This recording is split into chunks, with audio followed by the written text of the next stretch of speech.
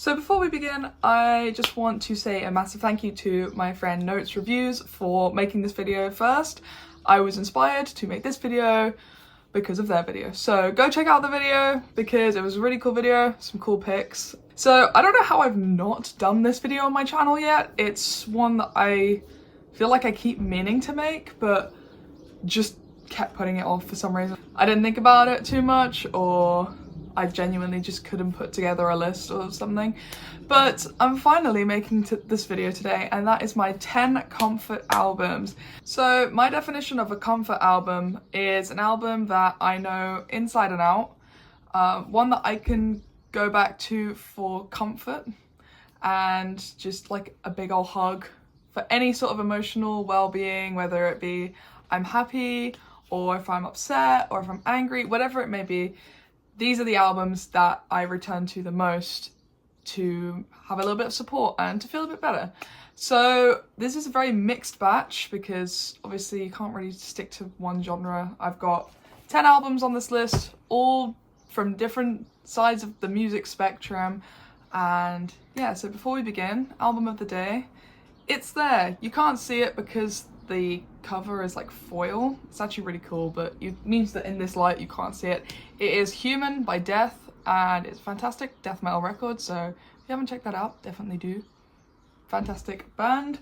So the first one I'm going to pick is an album that has really grown on me, basically, and anytime I hear this album or any songs from it, I just feel so much better, and that is Eternal Blue by Spiritbox. Spiritbox are probably one of my favourite bands at the moment. I've recently just got this album artwork tattooed on my wrist. That's how much I love this album. For me, this album has such a wide variety of different concepts going on. There's the really heavy moments of Holy Roller, Silk in the Strings, and then you've got the more laid back and chill songs like Constance, which is actually a very sad song, Eternal Blue, the title track, and it's just an absolute ripper of an album as well from the beginning with Sunkiller. Like, that is just, it leads you on with this really nice like melodic and heavy, and then it just like kicks into like the big old breakdown, and it is a really lovely album. I do recommend it if you like metal. It's very, as I said, there's a wide variety of different ideas going on. It's not all just like screams and stuff like that. There's a lot of really nice melodic vocal lines and really nice guitar lines as well, so definitely check that one out. So obviously I am the prog nerd, so I do come back to prog whenever I am in need of it.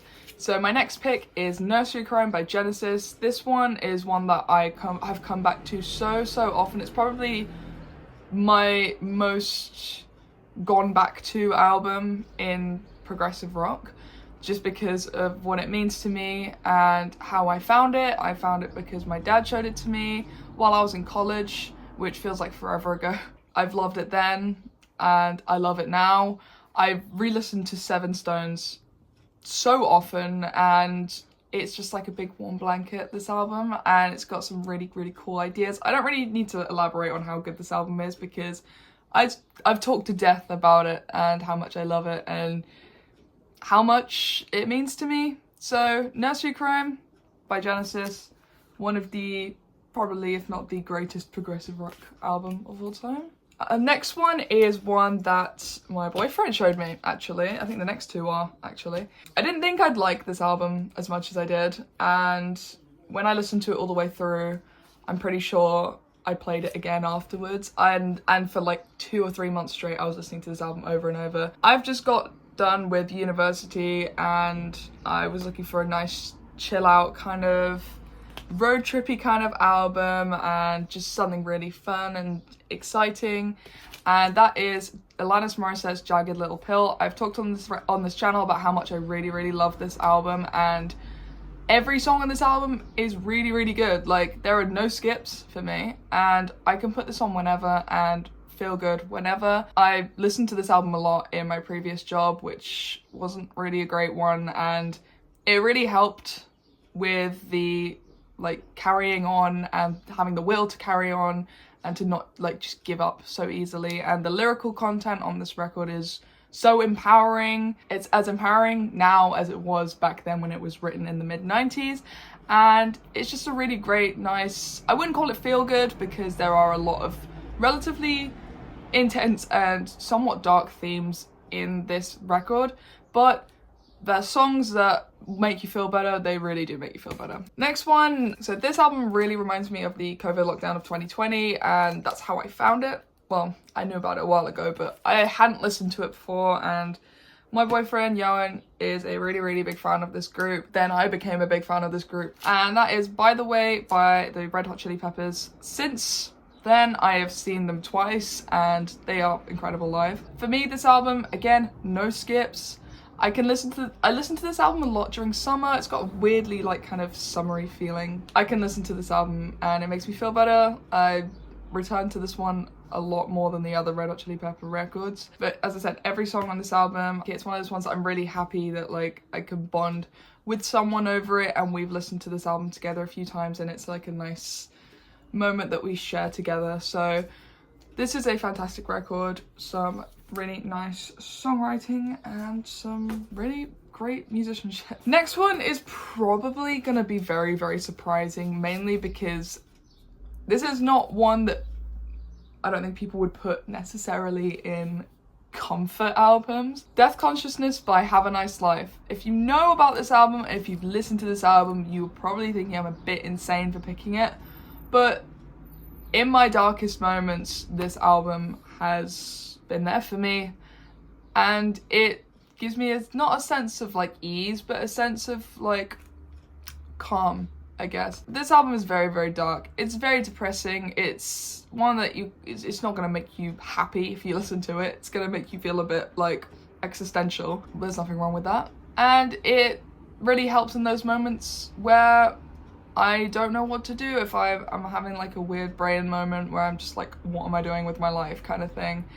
I always come back to this one because for some reason it makes me feel better and it takes the ease off and it makes me think about the world in a bigger picture and life in a bigger picture and stuff like that, and it's fantastic. Next one, definitely a cop-out, and that is Animals by Pink Floyd. The reason why I'm acting like weird about it is because it is my favourite album of all time, so I'm biased. I listen to this album so much. That's why it's my favourite album, and it's so relevant now as much as it was then. And for me, there's just some really nice melodies. The lyrics are really cleverly crafted. It makes me feel better mainly because of those really cool like instrumental parts in the middle of the big tracks, like sheep, pigs, 3 different ones, and stuff, and dogs. Just some fantastic moments on this album.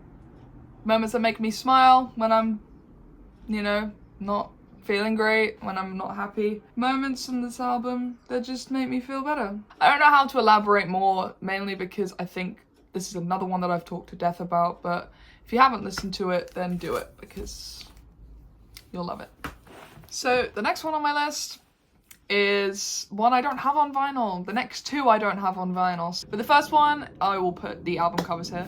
The first one is Post by Björk, which is an absolutely fantastic, I'd say, modern progressive kind of record. I mean, if you know anything about Björk, she's always pushing the boundaries, and that's comforting to me because that record has so much going on and it's got a lot of comfortable melodies. It's so out there and it can just make you go into this different world and try and figure out what kind of mentality she was using when creating this album. Like, it's got so many cool tracks on it. We've got Army of Me, which opens the album, I believe, which is a bit more of like a, in terms of that record, a bit more of like a full-on, like heavier track.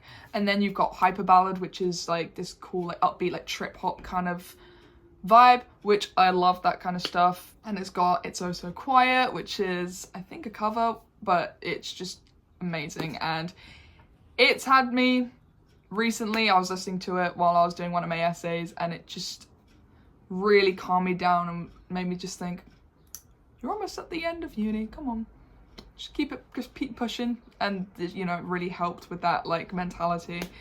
I think I've said mentality too many times. It's very, as I said, it's very comfortable to listen to. It's not overly challenging and not challenging on the brain. It's really groovy and just really fun, and it's like a fun feel-good kind of album. And the next one is another progressive rock classic. I do have this on vinyl, but I can't find it, and I don't know why I can't find it, because this is one of my favorite albums of all time. Bit concerned, don't know where it went.